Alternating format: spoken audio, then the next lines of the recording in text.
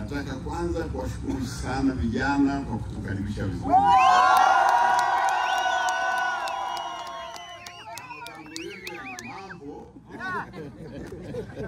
Moja nilisema Geita. Wapinzani wetu walikuwa wanasema mimi na umri mkubwa siwezi kufanya kazi ya sisi. Na mimi nikawaambia gari ni injini sio bodi.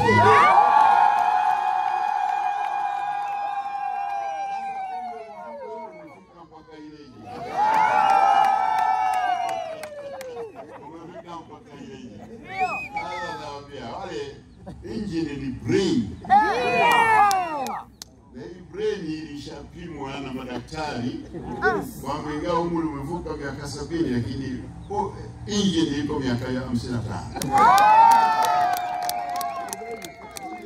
Na kwa hiyo kinachoongoza umakamu wangu ni injini. Ndio. Na injini hii hawaiwezi, wataweza? Na kama mmefuatilia kila tulipotoa hoja wamenyamaza kimya. Kulikuwa na kijana mmoja anatoka Kanime huko, sijana anaitwa nani simjui. Alikuwa na kihelehele kweli, kama wewe acha wewe kama kazi yako umeajiriwa kuwa chawa wa Lissu, endelea na hiyo kazi.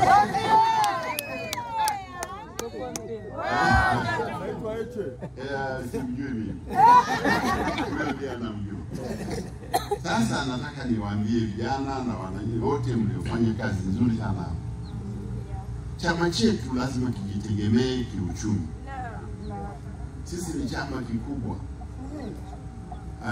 Wenzetu na wao wana mipango yao, ulisikia wanasema tone.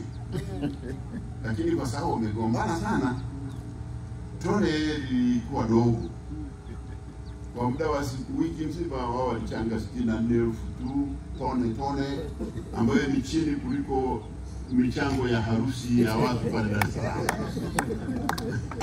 Sasa sisi hapa ni Ileje tu, hatujachangisha watu wetu, lakini tumetoa mchango wetu. Kwanza mchango ulishaanza, jengo limesimama, na sisi tunaamini huu mchango tulioutoa leo utaliendeleza mbele. Niwaombe wananchi wa Ileje, wanachama, msiogope kuchangia. Hata kuchanga si lazima utoe milioni. Kutoa ni moyo, sio hii. Hata ukitoa shilingi 1,000, hata ukitoa 2,000, hizo nazo ni pesa zitawekwa pamoja. Umoja ni nini? Ni nguvu. Kwa hiyo na nyinyi mnaweza kuchangia 1,000, 2,000, hatuwadai mamilioni kwa sababu unajua hamwezi kuchangia milioni. Lakini mtaonyesha nguvu yenu katika kuunga mkono kwa kutoa chochote ulichonacho. Sisi tunakaaga sana kanisani. Kanisani mle huwa tunatoa nini? Sadaka.